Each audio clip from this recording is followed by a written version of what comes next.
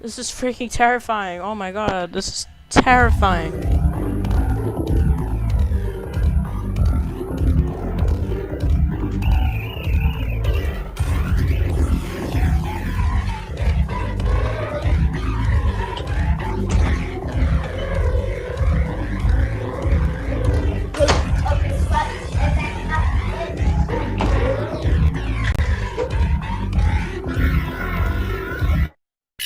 Skip it.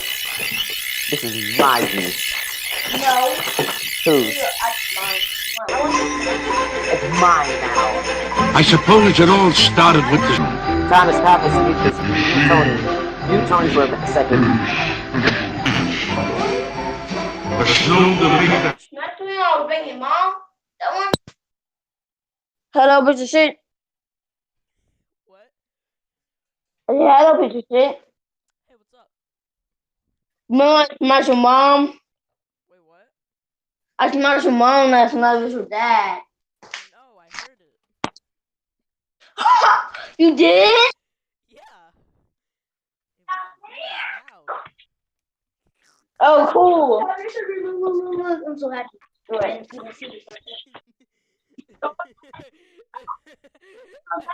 There's no here. Whoa. Get that back on me, bro. That. Yeah, I'm bad. Looking for that junk. Oh, Jakaya, look. Look. I who got is I got that? it. I got My it. brother. My I got brother. it. Get him. Get it. How old is he? How old is he?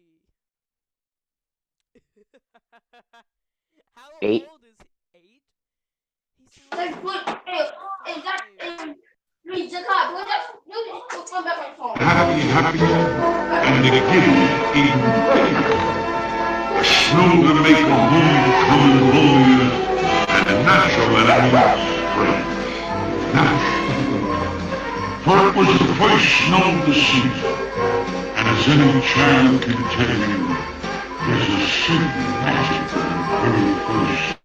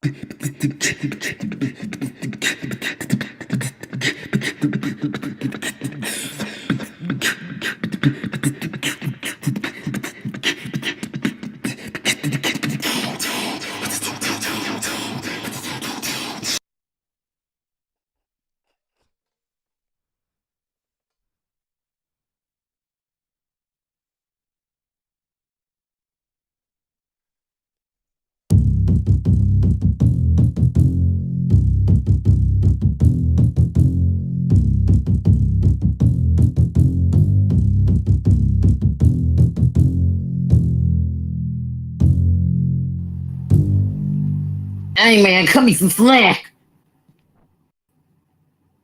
Are you not gonna talk? You scared me. Hey man, cut me some slack. What is that from? It's fucking. It's what a villain said in the fucking episode of My Hero Academia. You wanna watch My Hero Academia? He's my favorite villain now. You wanna He's watch my it? favorite You wanna villain. watch it? You can go in my rabbit room. Or do you wanna No, I'm watching porn. we can do that in the rabbit room. I'm watching Minecraft porn. Leave me alone. Come on, that's And I'm being serious. come on, that's the best type. But I don't want people to join. How did people join? Did you unlock it? Jump in. I thought you didn't care that much anymore. Yeah, I'm definitely not gonna feature that room. You can join. I don't want to watch Minecraft porn with you unless if you're muted. Come on. Yeah. Unless if you're muted. Alright. Actually, nah, I don't want to watch it with you. Just Like, join. fine, but I'm gonna not even be watching the Steven Universe episode, just so you know. No! I don't want to hear the same video in the background. There's no way to mute the room. Yeah, there is. Oh, I can mute the tab. No, you can mute the room. You can mute the room. There's a mute.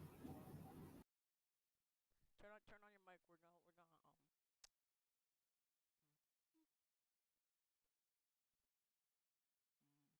Here we go.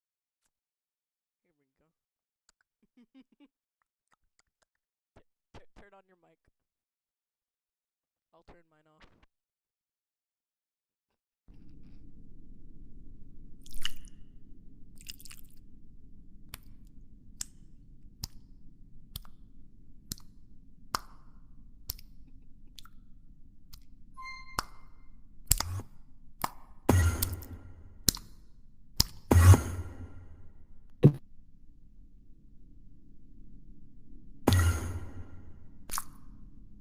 Are you watching?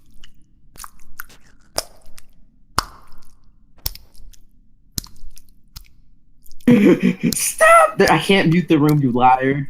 And it's at the bottom. It's the volume bar. Stop!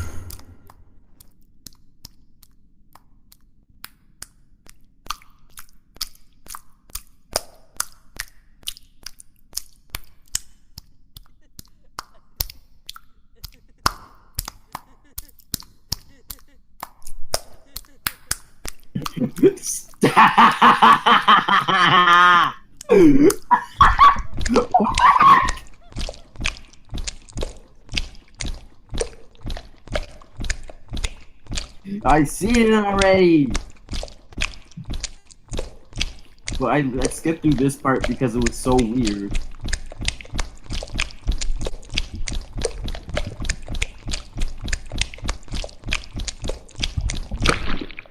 Roblox.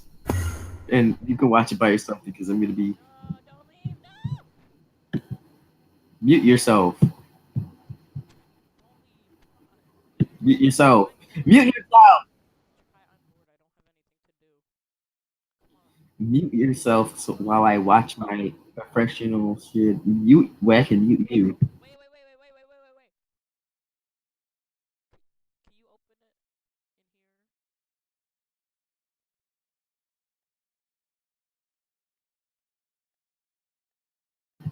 That's not fucking your little sister.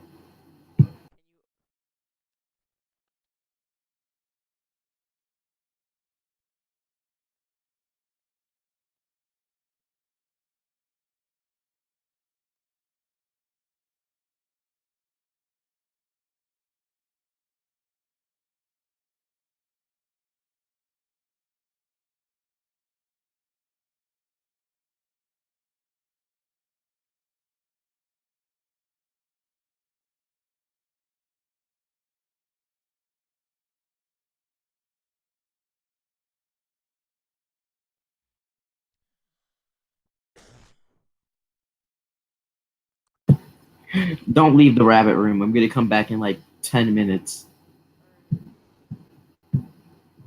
I'm lying. Roxy, no, I'm not. No, I want you to watch this. Have you ever seen Ew, no, I don't want to watch him. Never heard of No, I haven't. No, oh no, I don't want to watch him. Bye. No, it's funny. It's funny. No, I don't like him already. Hey y'all, Scott here, and you call me just tuning into my favorite 50s sitcom. It's the Shit Givers. Yep, that's not me. I really need to take a page out of the I'm gonna Shit watch Givers it in book 10 and minutes start giving a when shit. I'm done or something.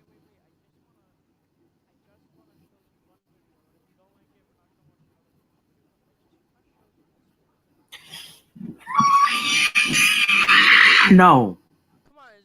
find it. Hold on. Just watch it. Just watch it. It's 5 minutes. Just watch it. Hey y'all, Scott here. You know, I was recently adding a brand new copy of Madden Away to my ever-growing Oh, collection dude. when I contracted I'm something. glad. Depression! Valentine's Day is only a few solid decibels away. Thusly, I have to find a mate. I'm leaving, like, Thomas. really In have to 10 find a minutes. mate. So, what better way to do it than with a lack of confrontation by going on Tinder? Here I have my current profile, and I think it's safe to say I'm doing pretty well with it so far. However, in terms of activity, I'm absolutely bleeding loneliness out there. Tinder does have a pay-to-win option, though, with a little monthly fee. So I'm gonna run to the store and grab an iTunes gift card to purchase my way to intercourse. So I'm back. I Hey, recently what's up, guys? bought some iTunes gift cards, one for me and the others for the next homeless guy I see on the street, because I'm just a giving person and, you know, he could use that iTunes gift card much more than I could. Now with the aid of Tinder Plus, I am cruising through matches. It's like a dream come true. However, none are really responding to my messages. I don't know what I'm doing wrong here. You know, I wish I could see how other guys talk to girls on Tinder so then I could see what I'm doing right and what I'm doing wrong. That's it! I'll pose as a girl on a new account just so I could see how other guys talk to me. Now, before you get judgmental here, know two things. One, I'm only posing as a girl to get laid. And two, I don't use Tinder. I wasn't sure what you were saying.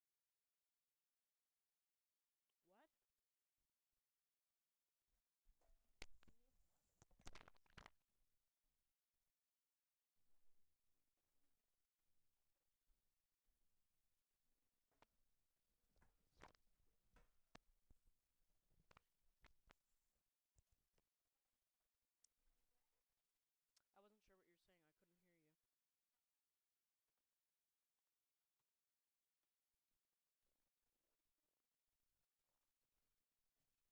It's me, Mario! I made it say YouTube Red.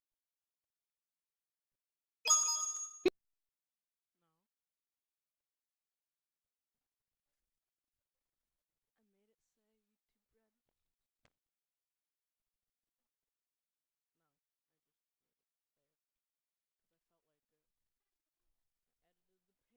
it. I edited the page. No. Because I don't feel like it. Because I don't care enough.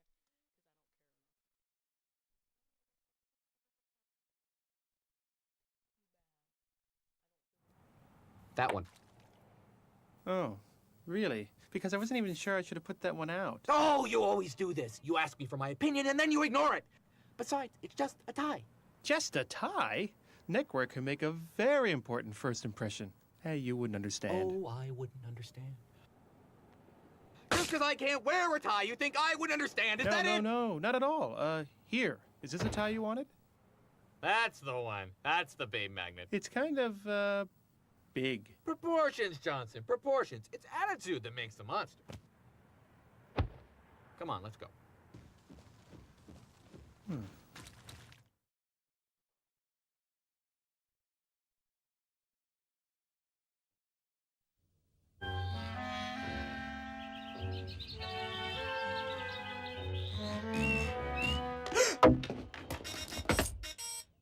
Hi, pal, what you doing? I'm Tempest from Mars. Yeah, what's this button? Say, you weren't thinking of flying, were you? Well, You know Andy loves toys that can fly. really? Well then, to infinity and beyond. know. And he loves toys that he can find. This is a test that was animated by Andrew Stanton. You can tell his design has gone through a couple changes. His body is scaled differently. He's got a totally different face. Notice he's got two holsters.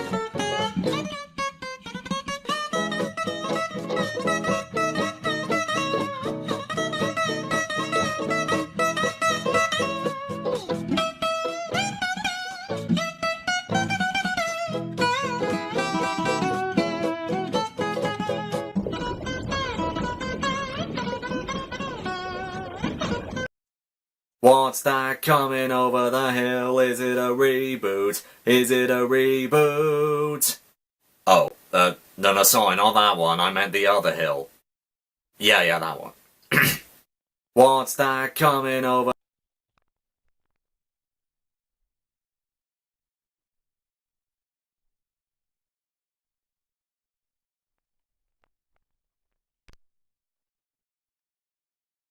The hill, is it a reboot? Is it a reboot?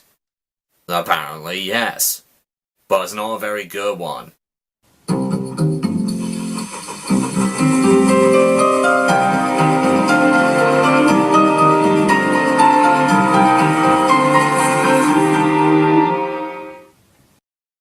So, because a lot of you seem to enjoy and agree with my complaints on CGI Fireman Sam, I've now decided to tell you all my complaints on another recent reboot that nobody likes. Bob the Builder. Now, you're all probably wondering why I'm making this video now instead of 3 years ago when this reboot started. But now that we're 3 seasons into this reboot series, I think there's enough character, story, and material to finally make this video a reality. Yeah, I know, despite all the negative feedback, they still managed to make 3 seasons of this. Are the people at Mattel Creations just blind to negative criticism or something? Anyway, Bob the Builder. I really liked watching this show as a kid. Along with Fireman Sam, Postman Pat, Pingu, Thomas the Tank Engine, this was one of my favourite one of these shows from the BBC. Or used to be on the BBC. Entertaining stories, really enjoyable characters, fluid, humorous animation, a nice charming sense of humour, interesting character and vehicle designs, Rob Rackstraw voicing 100 characters at once is really impressive, and the music was very catchy and rememberable. Eventually, they decided to make a US dub of the show for American audiences to enjoy. Very similar as to how they handled Thomas the Tank Engine. Even though American kids love the show too, I do have to admit, this dub is nowhere near as enjoyable as the UK dub. I mean, no offense to whoever grew up watching the US dub and all, but sometimes certain things would be better off if they just stayed in the UK. After a few years, the show was a massive hit here in the UK, for kids and even adults alike. Hell, the album version of the show's theme song, Can We Fix It, was #1 of the Christmas charts of 2000, even beating out Westlife. Bob the Builder has fixed it. The kiddies' TV favourite is the Christmas #1 after beating off the Irish boy band Westlife. His song, unbelievable though it might seem, is also said to be the biggest seller of the year. And one popular purchase this year has taken a cartoon favourite to the top of the charts. Bob the Builder has beaten off the boy band Westlife to become Christmas #1. Now that is something to be proud of. In 2004, the staff decided to take a new route with the show and produced a new series, Bob the Builder Project Build It. Now, many people have stated that this is a spin-off series for the show, but it clearly isn't. I mean, A spin-off is a series with a minor character in a lead role in a different location, but still set in the same universe, and sometimes even a new tone. Examples include Timon and Pumbaa, The Cleveland Show, and Dazzly and Muttley in their flying machines. But Project Build It continues the story the original series left off. All the main characters are still the main cast, the exact same voice actors, the exact same animation team. The only difference is that it's now set in a new location. This is not a spin-off series. It's pretty much the same reason as to why Shadow the Hedgehog isn't a spin-off. Anyway, Project Build It, I find it to be a very interesting series, especially for little kids. The entire series is basically one big mission. Build a new eco-friendly town and community for Sunflower Valley. I love this idea. The team is now constructing entire buildings and towns instead of just, say, mending fences or cleaning out pipes. The designs of each of these projects is really unique, creative, and clever. There are lots of new machines joining the team, and it's informing the little kids on how to be more environmentally friendly. I'm sure most people might hate this part of the show, but hey, it's teaching the kids something, right? But after a few seasons, Project Build It was eventually cancelled for unknown reasons, so the story wasn't exactly wrapped up at the end.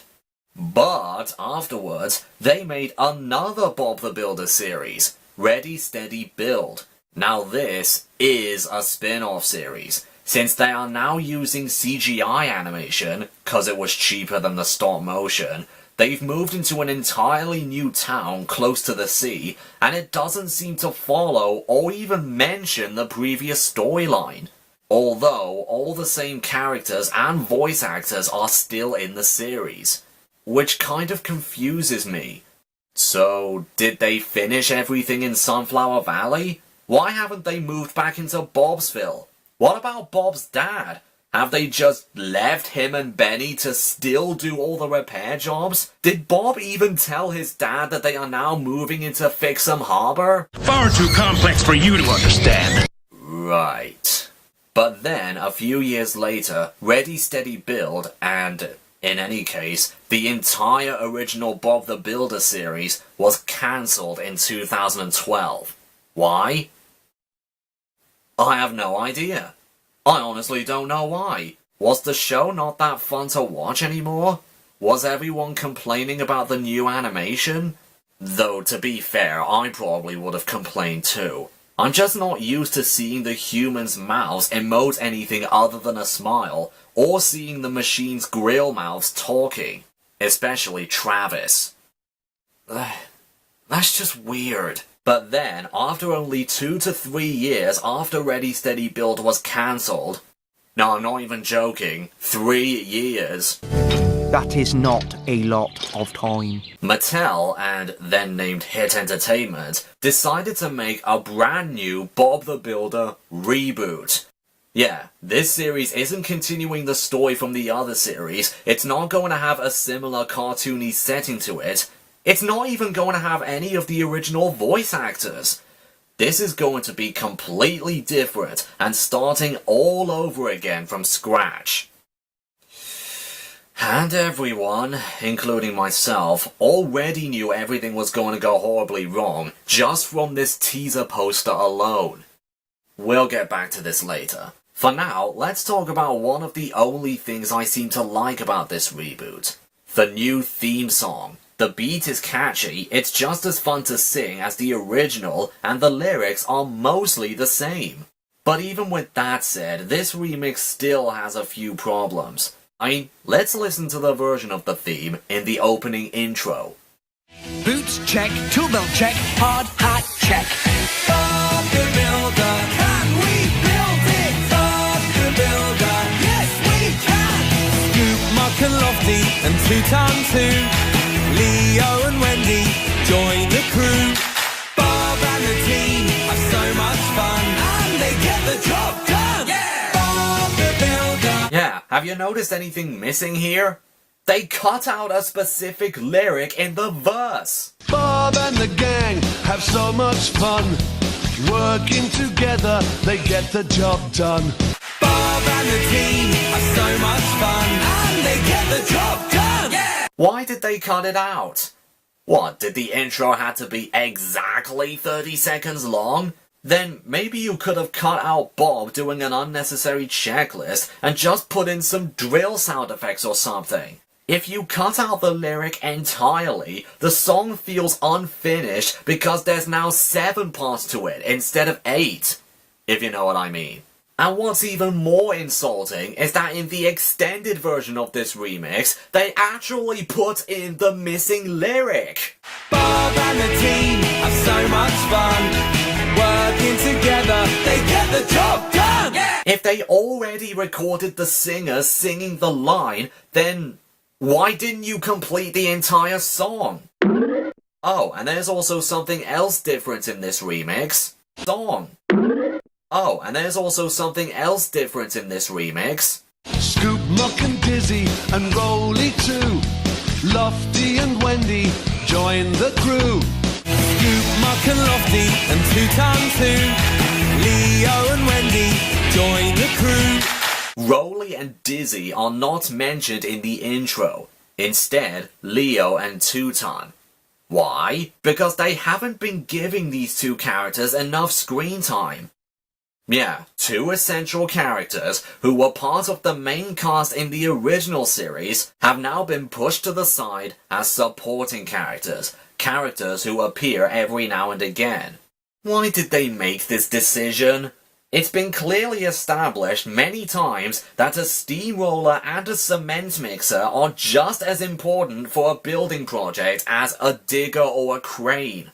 After all, Dizzy pours concrete for the foundations. Otherwise, all the furniture and machines would be sitting on grass or dirt instead of something solid, and Rolly makes the whole ground nice and flat before building, or the lumps on the ground would cause problems or inaccurate measurements. Besides, both Rolly and Dizzy have plenty of story ideas for them. Plenty. But apparently, the writers, or even the animators, barely seem to acknowledge either of them because, for some reason, they seem to focus all of their story ideas on either Muck, Lofty, or about, like 70% of the time, Scoop. And while we focus more on the big red dumbass, one of the few characters with a brain, and the yellow high-pitched annoying digger who screws everything up all the time, barely any of the other characters get the focus or get a clear enough understanding on what their personalities are. Two-Ton, Tiny, Betsy, Curtis, Philip, Rolly, they barely focus on them, or have many episodes focusing on them. Hell, even when they're introducing new characters, like Shred, Shifter, Stretch, Rocky, or Norm, they hardly even focus on them either. And also, they just all appear out of nowhere with no introductory episode whatsoever. I mean, a lot of Thomas characters get an introductory episode.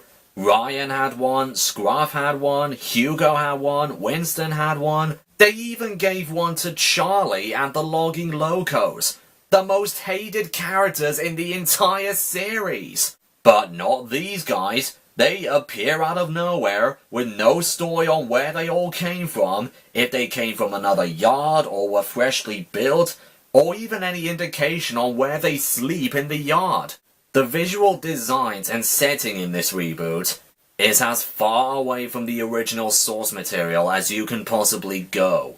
The visual design in the original was a very simple cartoony design, like something you can draw on paper translated into 3D models. Need I remind you, all the trees and bushes are literally cardboard cutouts. But in the reboot, everything looks way too realistic and detailed for it to feel like Bob the Builder.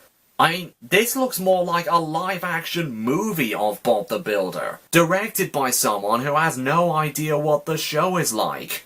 I mean, just look at Bob.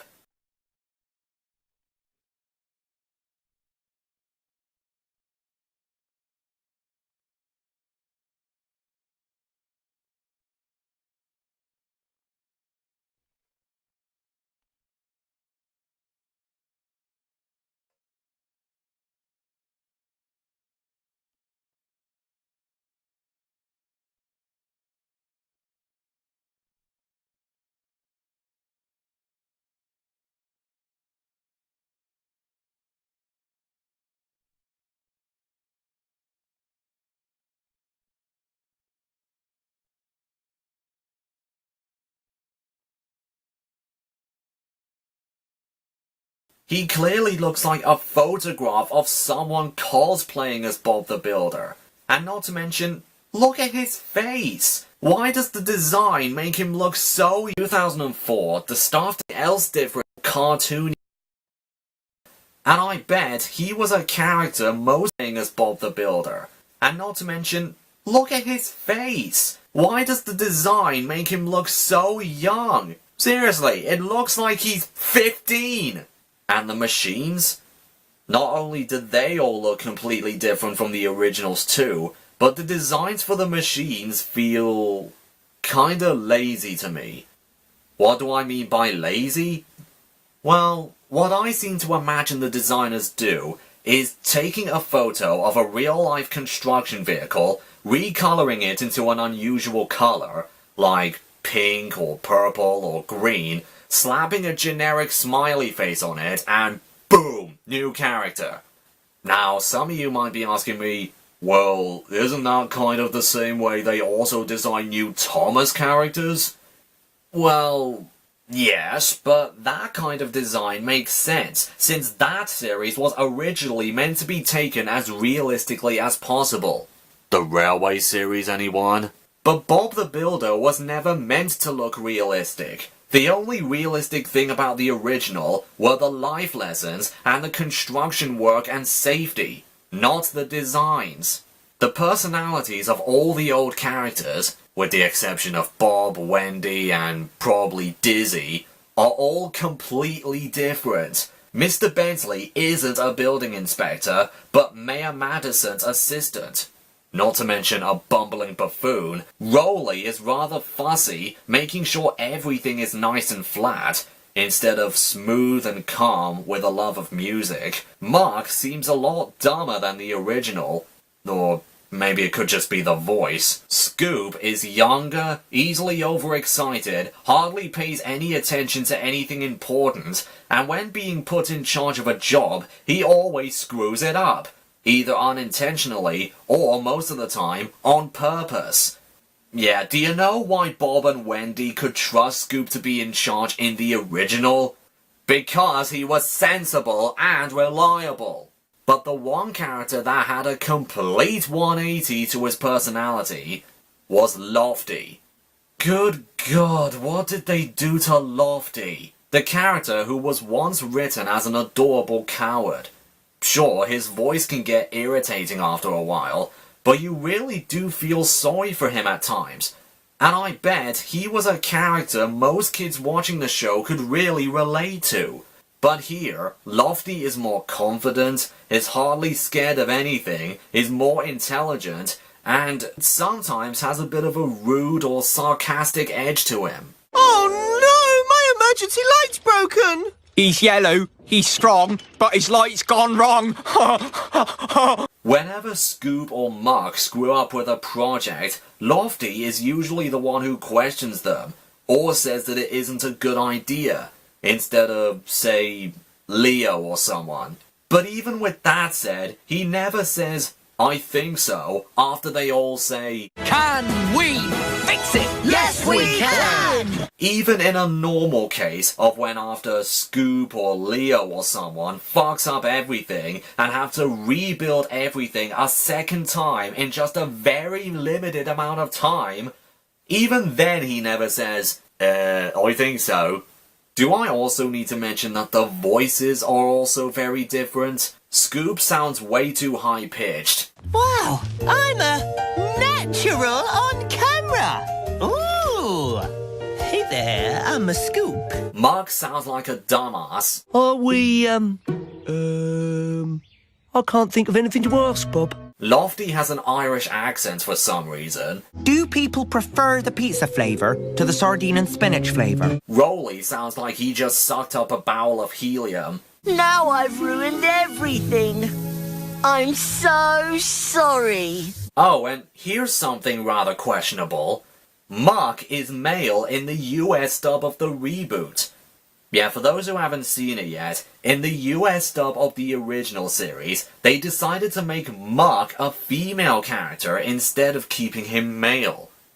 That still boggles me, even to this day. Did they change the gender just so they can have an unnecessary gender balance thing to the main cast? No one was complaining about the amount of male characters here in the UK, so why did they even bother with it? So, for all of those people who grew up watching the US dub of the show, they're all going to be confused as hell when they find out that Muck is now suddenly male in this reboot. Though, this is more of a problem the original series had, not necessarily the reboot. Speaking of the voices, the new voice actors they chose for the series is quite the interesting cast. Let's see, we've got Richard Ian Cox, Ian James Corlett, Jacob Scipio, Steve Kyman, of course, Joanne Froggatt, Lee Ingleby, wait a minute, Vincent Tong, Blake Harrison, Claire Corlett? I'm sorry, am I seeing things right now? Wowee! A Pocket Full of Pirates. Directed by Mr. Bentley and Dizzy!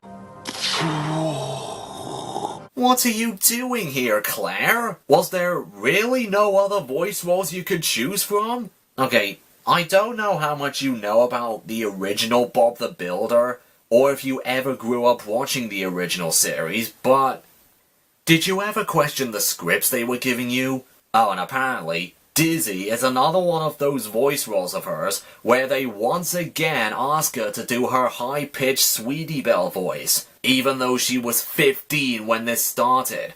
As if no other actor in the whole of Canada can be able to do that voice. Ooh, army hearty! Man the mizzenmast! Land ahoy! Walk the plank, ye scurvy dog!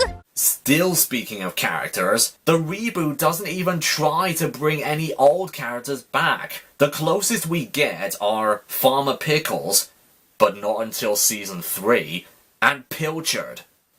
Why did they keep Pilchard blue? Think about it. I've just been complaining that the reboot looks way too realistic. The settings, the humans, the machines. So, who decided that it should be a good idea to have a blue cat be chased by a normal brown and white dog in a realistic vet? It just seems really out of place. And, as I just said, Farmer Pickles, a secondary character in the original, only has a 20-second appearance in the season 3 episode Barn Building Bedlam. Yeah, what he said. Come on, why couldn't you just throw in your own version of Travis while you're at it? I mean, you got Farmer Pickles, you made a model for him, you brought Rob Rackstraw back to voice him again, even though the voice sounds like nothing like the original. He had one line of dialogue, and you make him work on a farm with cows and sheep in a barn the team just built. Why not add in Travis to complete the whole set? Oh yeah, and Spud? They didn't do anything with him, period. Well, I guess it would make sense. I don't think a walking, talking, laughing comic relief scarecrow with a massive head full of straw, silly trousers, a stripy scarf, and a parsnip for a nose would fit into this realistic environment the show is now going for.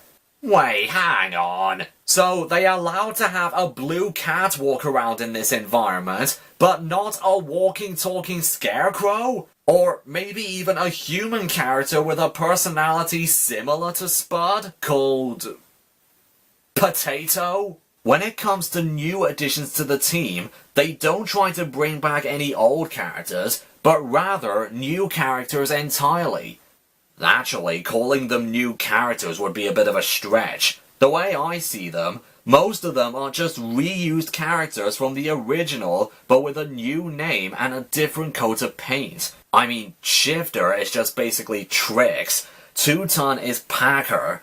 Even then, he also has a cement mixer attachment, so he's a rip-off of Tumblr too. Stretch is a combination of both Gripper and Grabber.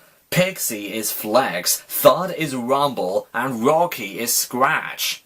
Oh yeah, and why does Tread need to be on the team? Just why? He's a little off-road truck with a cable rope. What good would he do at a construction site? Well, I mean, adding Scrambler into the team in Project Build It? It made sense. Sunflower Valley is very hilly and hardly has any roads. It has lots of mud, hills, rocks and mountains, and Bob would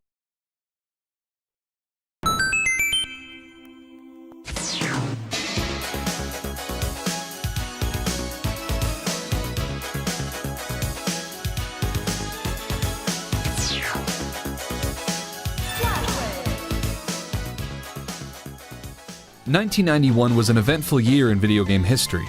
The market-leading Nintendo made its next push to enter the 16-bit market with the US launch of the Super NES. They failed to gain total control over the 16-bit market thanks to a new spiky blue hero on Sega's front. The following year would be crucial for the entire industry. Was Sonic a one-hit wonder? Or would Sega stand their ground against Nintendo? Development, management, and marketing would all be tested in this big chapter in the console wars. With the immense success of the original Sonic, one would think that everything was done to keep the development team together and ask them to produce a follow-up. But the opposite was true. The three main team members went their separate ways, and with the months ticking away, there was much to be done on the sequel.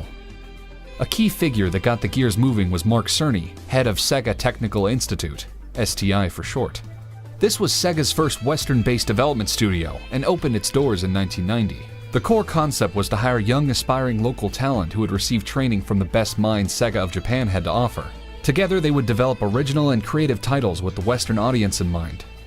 Sonic's game designer Hirokazu Yasuhara was one of the initial members asked to join the team. He ultimately made the move a year later after finishing up Sonic, as he was ready for a new chapter in his career.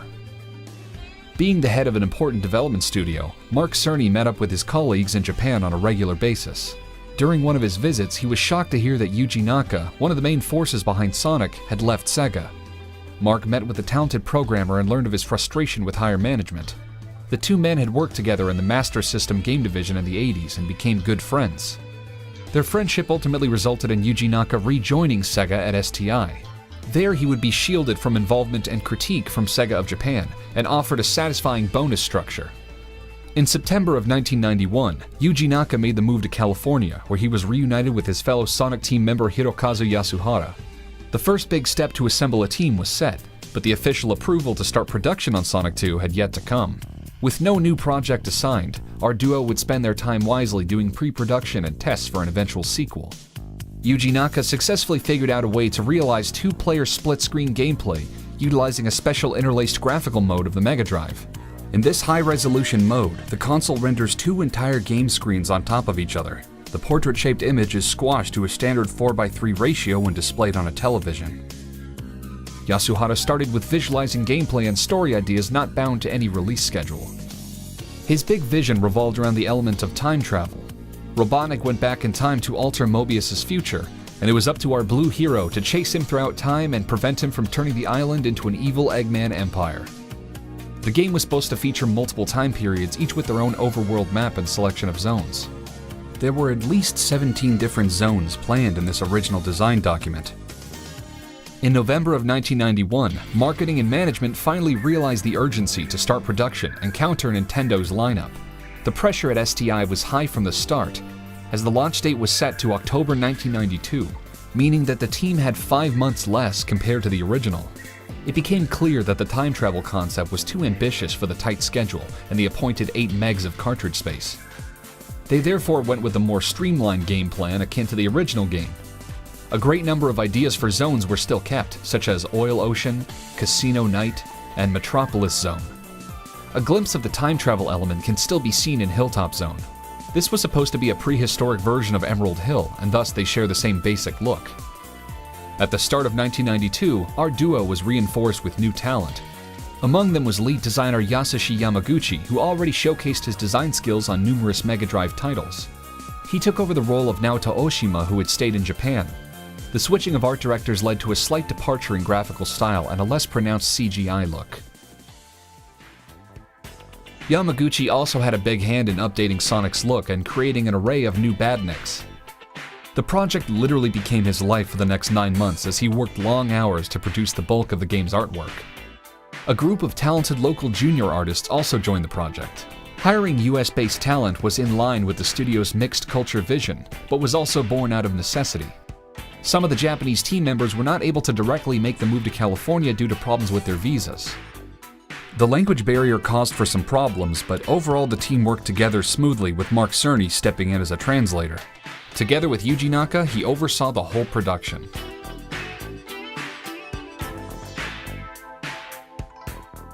Lead designer Yamaguchi supervised the design team and handed them concept art and rough pencil sketches as reference for their pixel art.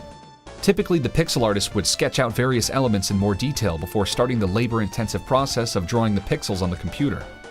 All pixel art was created on Sega's proprietary system called Digitizer, a custom hardware setup with paint and animation tools directly catered to the Mega Drive hardware.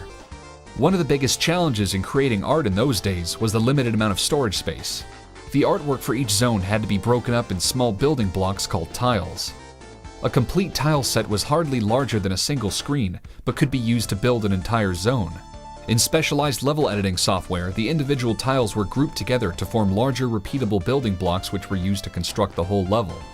The artist had to be inventive to make them all connect together seamlessly without making it feel repetitive. Level and gameplay designer Hirokazu Yasuhara oversaw this process.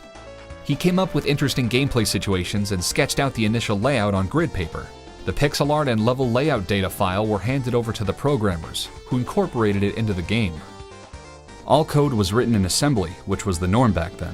This resulted in very efficient code, but required a great deal of knowledge of the underlying hardware.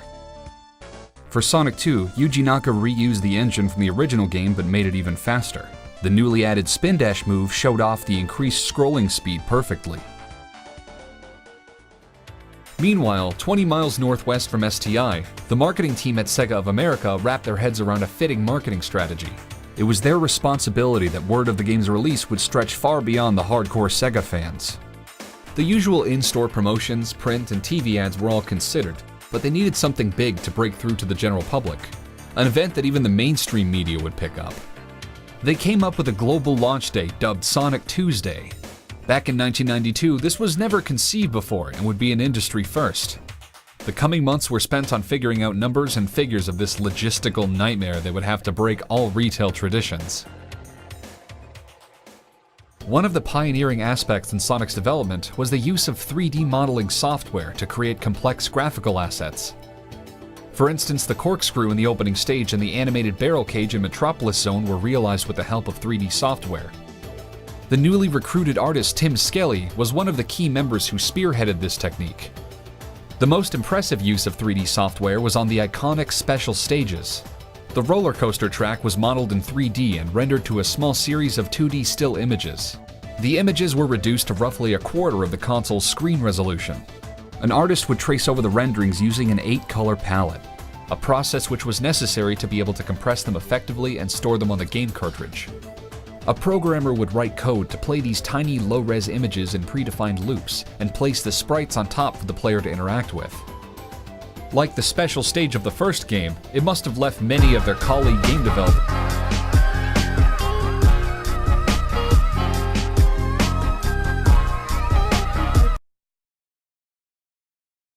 puzzled as to how they were able to pull this off with Mega Drive hardware. Development began picking up steam, and with the large number of zones planned, it was slated to surpass its predecessor in size. But there was still something missing, a new element that would really set it apart.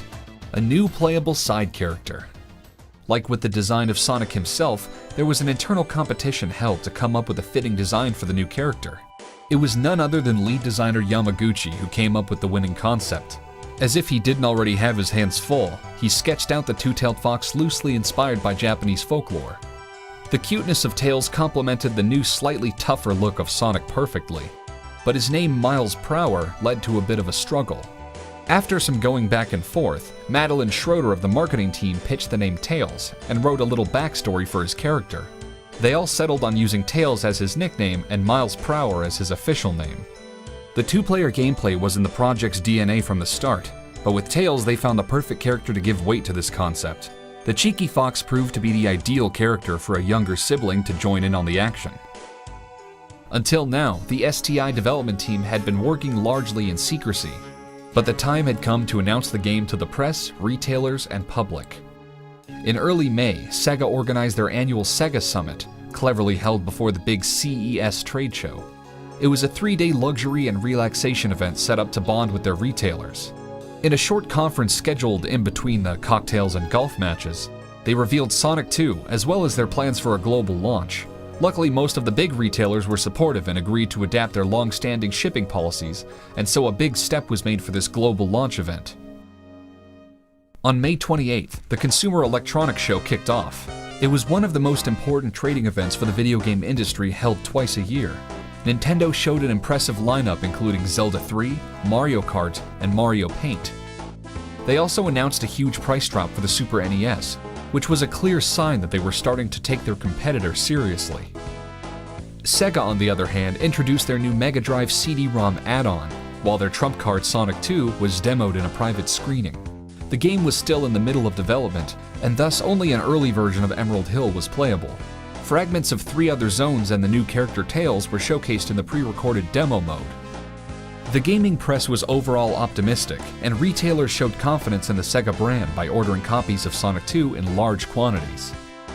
One crucial element was still missing in this early build of the game: a new score by composer Masato Nakamura. The up-and-coming bass player was in the middle of recording a new album with his band Dreams Come True in London. He didn't want to disappoint fans, and gave it his all to compose memorable tunes despite his packed schedule. He even came up with a neat concept to compose a crossover theme to link their new album and the game together.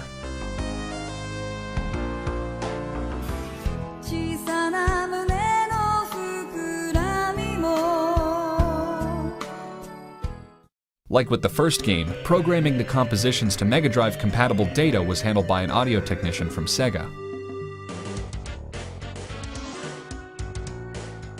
As the summer kicked in, the development crew crunched their way through the piles of work at hand. The majority of the zone art was finalized, but the layout of levels still needed a ton of work. The flow of a level is incredibly important to any platformer, and even more so in Sonic. The CES version of Emerald Hill still suffered from flow-breaking object placement. One of the improvements made was the removal of the annoyingly placed bug enemies, which were swapped out for the more interesting monkey-shaped badniks. Fine-tuning the zones was an organic but time-consuming process, and with the deadline looming on the horizon, the inevitable moment to cut content drew nearer. Wood Zone was the first to be scrapped, even though a large portion of the art was already finalized. Memory and time constraints made it impossible to keep it in the final game.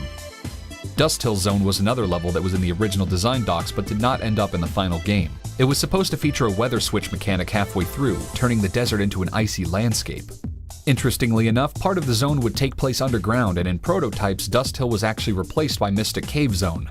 As with any creative process, new ideas keep popping up during development.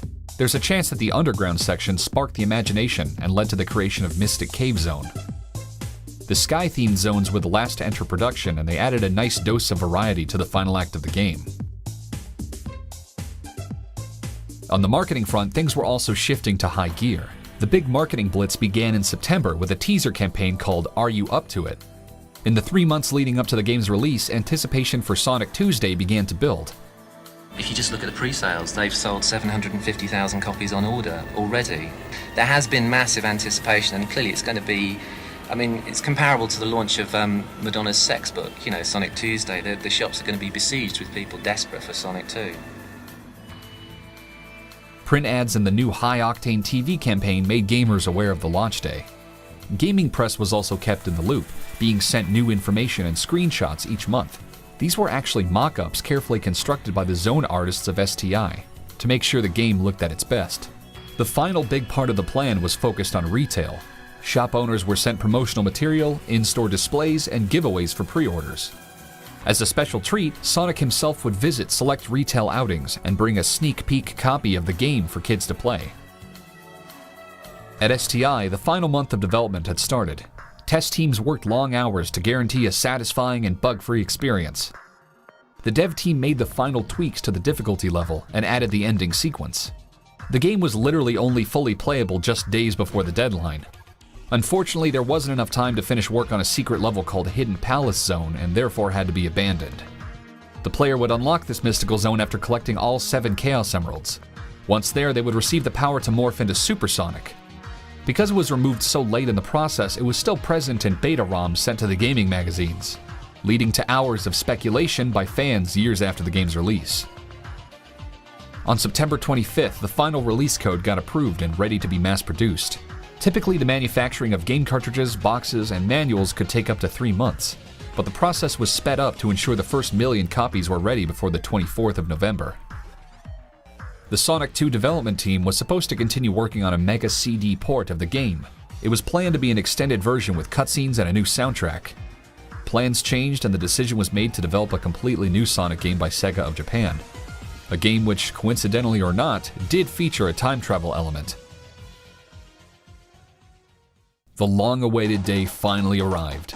November 24th, better known as Sonic Tuesday, a day that the development team and marketing team had worked towards for a year. The Sonic 2 Airlift delivered over 1 million copies overnight to more than 13,000 stores. Sega fans around the world were already hyped and lined up to get their copy. As a direct result of the global release, Sonic 2 became the best-selling video game on launch day. A story that mainstream press gladly picked up, and so the event and the game got enormous media coverage. The timing couldn't be better. A returning point of discussion during the holiday season are the predictions of hottest holiday gifts. Sonic 2 was still fresh in the minds of journalists and was therefore mentioned frequently. December continued to be a strong month, as Sonic 2 would find its way into the homes of many players, and they were not disappointed. The game expanded on concepts set by the first title and took things further. 2-player support, faster gameplay, and a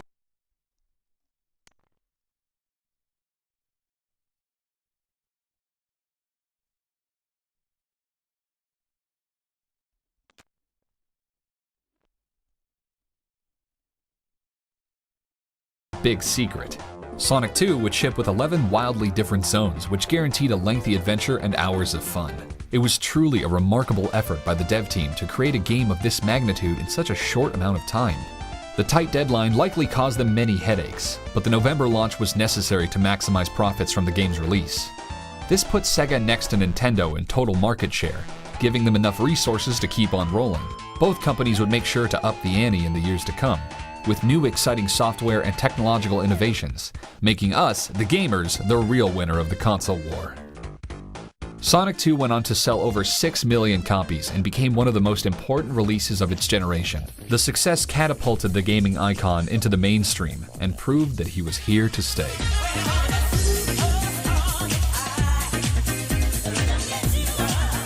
Coffee? Tea? Sega!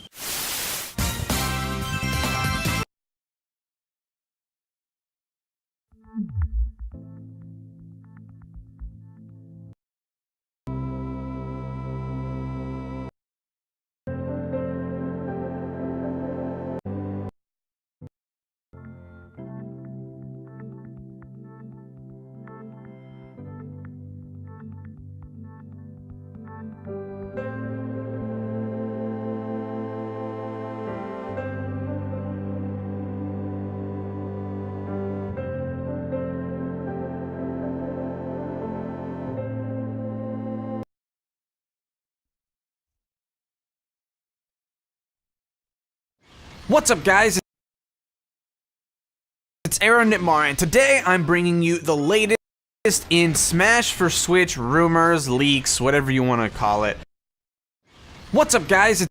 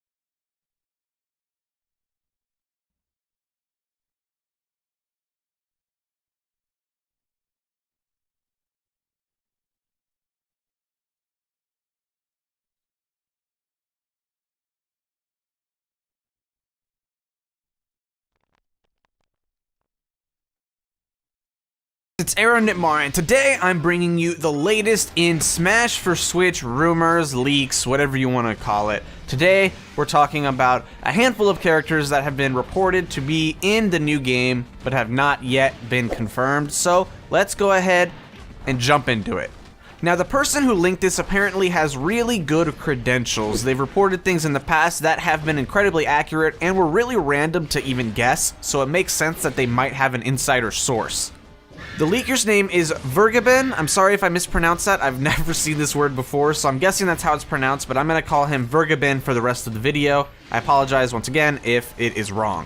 But like I said, Vergaben has leaked a couple of things that were kind of random. He leaked that the Ninja Turtles were going to be DLC in Injustice 2, which is so far out of left field that the fact that he predicted it means that he must have a source.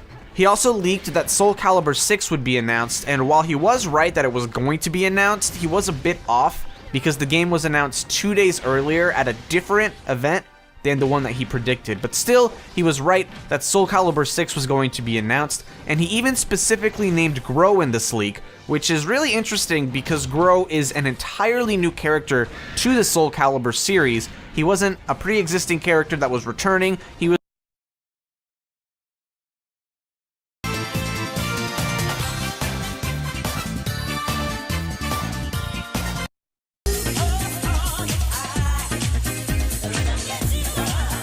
Coffee? Tea?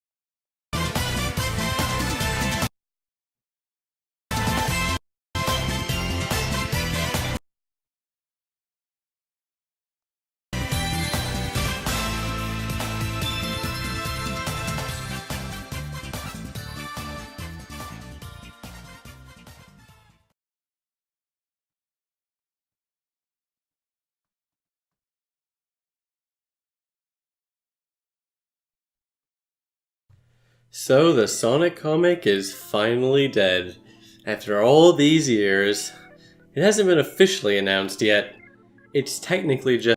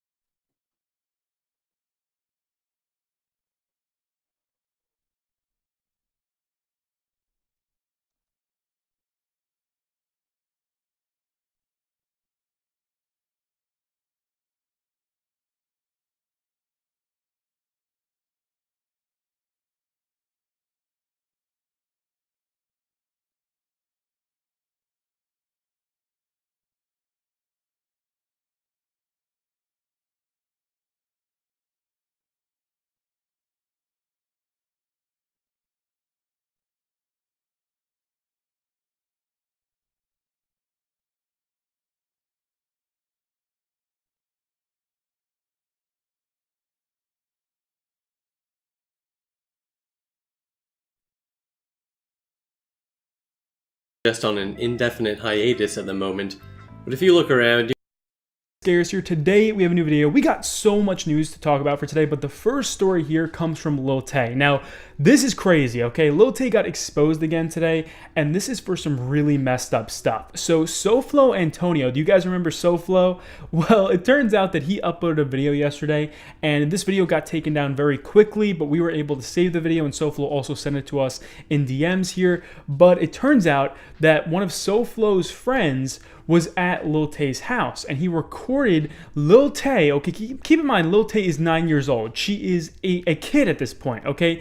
And she was smoking a hookah pipe at their house, dude.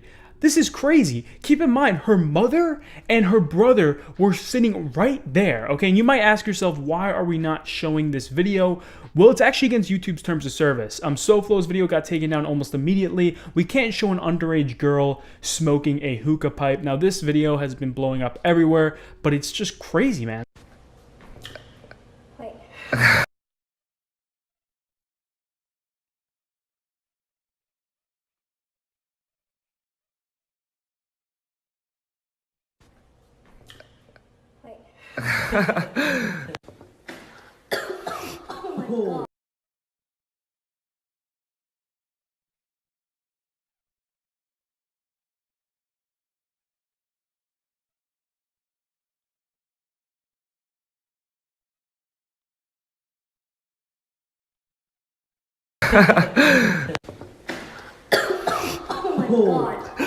Oh my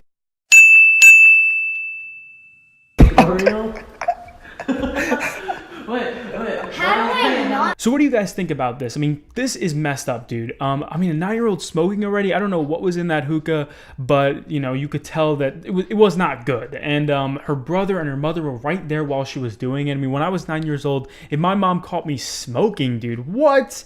I would be in a world of trouble. And her mom's just sitting there letting her do this. So Soflo Antonio's friend actually caught this on video.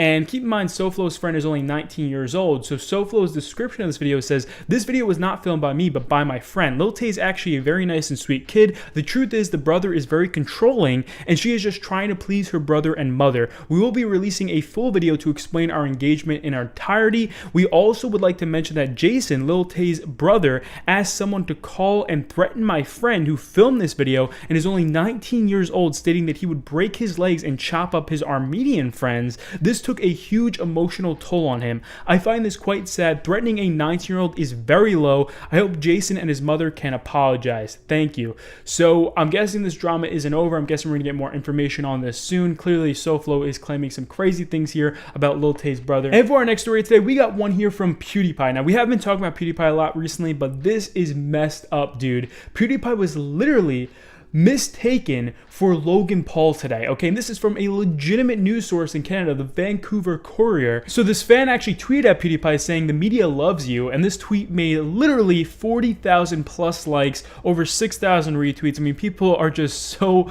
angry that this legitimate news source said this about PewDiePie. Okay, it says here in the article, if you read it very closely, "But it becomes problematic when content creators actively court controversy to attract young viewers. Consider PewDiePie, the world's most subscribed YouTuber with 62 million subscribers, who earlier this year visited Japan's suicide forest and posted footage of a man who had died by suicide." What are these guys doing? I mean, they literally mistook PewDiePie and Logan Paul here, and they made it seem like PewDiePie was trying to get controversy by going into the suicide forest and filming dead bodies. What the heck, man? This is so messed up. Now, the Vancouver Courier just recently made a correction on this. I'm guessing because after this whole thing blew up and they heard about it, they realized they messed up big time, and they actually put this edit in their article. It says, "Correction, the print version of this article incorrectly named PewDiePie as the YouTuber who visited the suicide forest. The Courier regrets this error." So, yes, these guys messed up big time. Also, it looks like Daddy of 5. I don't know how many of you guys remember this YouTuber, but this guy's name is Mike Martin, and he actually ended up uploading videos of him pranking his kids, and some of the videos were borderline child abuse. They actually got charged with child endangerment. This was massive news last year, and Philip DeFranco covered this pretty seriously, but it looks like Daddy of 5 is back, and he's making some crazy comments over Twitter. So this is about the Roseanne Barr situation. I'm sure a lot of you guys know that Roseanne Barr, a very famous celebrity, made a racist tweet recently, and she got fired, and I'm not going to get into all that political mumbo jumbo, but Daddy of 5 tweeted about the situation. He said, "I don't care what anyone says about Roseanne Barr. I've been a fan forever. She always says and does crazy things. It's just her personality. She's a great woman. No one is perfect. She said she was sorry. All this is overkill, and it's pathetic how emotionally fragile this generation is." I'm guessing he tried saying. Now, clearly this tweet made a lot of backlash, and actually Philip DeFranco was one of the main YouTubers that called Daddy of 5 out on this. He tweeted out saying, "Hey, Mike Martin, aka Daddy of 5, you probably aren't the best one to comment on how emotionally fragile this generation is when you're the guy that had your son slap your daughter for a YouTube video and afterwards still thought it was okay to post online. So Philip DeFranco just completely roasted Daddy of 5 here. And for our next story today, we got one here from the YouTuber Arthur Dixon. Now this is a huge story here, man. He has over 7,000 subscribers, and recently he made a video where he exposed Jake Paul and Team 10. So Arthur Dixon just recently tried to get into the entertainment industry, and he tried to, make a career in entertainment. So he wanted to join Team 10, and it turns out that Nick Crompton even actually emailed him saying here that my name is Nick, I manage all of Team 10's business side. I also contact potential future Team 10 members. A few of my friends showed me some of your videos, and they are great. We are interested in having you possibly join Team 10 in Los Angeles, California. If you are interested, send me your number for contact. So Nick Crompton straight up messaged this guy saying that he's a potential recruit for Team 10. Well, it turned out that this guy literally got hazed by the rest of Team 10 and Jake Paul. They asked me, would I be willing to end my lease at my apartment, move in, do YouTube full time, quit my job, and all of that. So a couple days later, they asked me to meet them at 1600 Vine Street, which is where I live now. So on the phone, they told me to go to the corner of Vine Street, directly in front of the apartment building that we're in now. They told me that I had to prove that I wanted to be part of Team 10. They told me that in order to be part of Team 10, I had to have a lot of energy, I had to be expressive, I had to be willing to do crazy, obnoxious, insane things in public. And being a new YouTuber in LA, I just had a couple of videos doing really well. I was gullible and I said, yeah, I'll do it. So while on the phone, they essentially told me all these public humiliating things to do. They made me kiss an old man, do 15 jumping jacks. They made me yell out a bunch of things, bother a bunch of people, flirt with a bunch of girls, and finally, they said, okay, this is the thing that no one really does, the big thing that a lot of people fail at. They told me to take off all of my clothes, my pants and my shirt, and run across the street. Now, guys, at this time, I was new in LA, I was a new YouTuber, I was growing, I wanted very, very badly to be part of Team 10. I wanted very badly to be one of them and to be a big YouTuber and to be a part of this community. So I did it. I took off my pants, took off my shirt, and I ran across the street, and I did a lot of very humiliating, just downright bad things to be a part of Team 10. And apparently they were watching from the window there, just watching him run down the streets of Los Angeles without his clothes on. I mean, this is crazy, dude. So after he was hazed, apparently he just didn't get a response from them and he didn't join Team 10.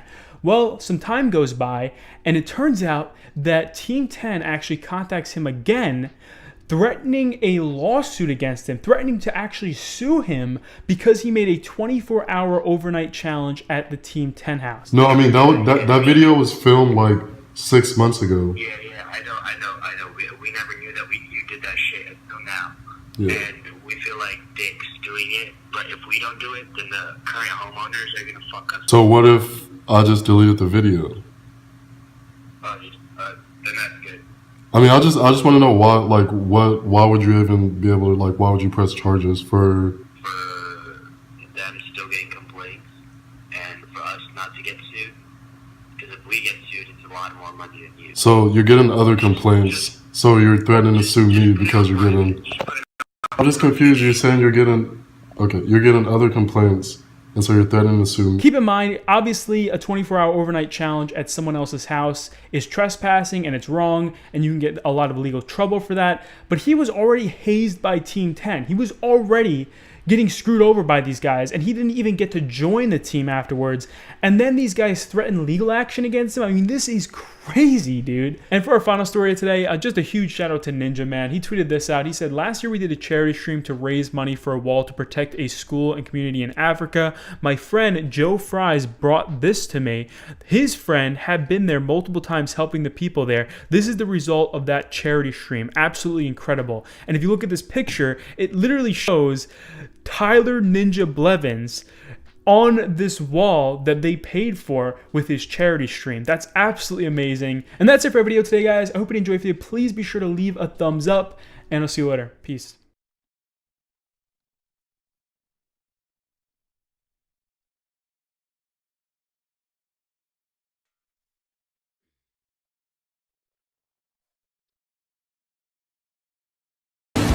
Straight, hold steady, man. Steady, man.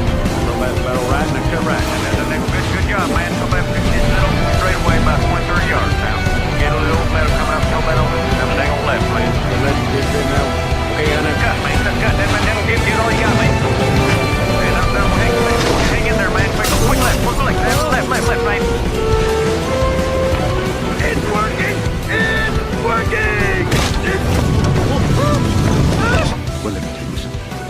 all you can do is let it hit you, and then try to find your legs. I know. I've taken that hit more times than I can remember. Look at me, Mona. I'm fat, and I'm old, and every day I'm just gonna wake up fatter and older. Then somehow I manage to drag this fat old bald bastard out into the alley every day. I'm out there digging holes, falling into them, climbing out, trying again, and tomorrow I'm gonna... My Hero Academia, or Boku no Hero Academia if you're annoying, takes place in a world where people have superpowers called quirks. Some people get cool quirks that make them unkillable gods, while others get quirks that turn their head into a cactus. The main character is Deku Scrub. His quirk is not having any powers. Deku wants to be a hero, but he's quirkless, so the other kids in class like Bakugan make fun of him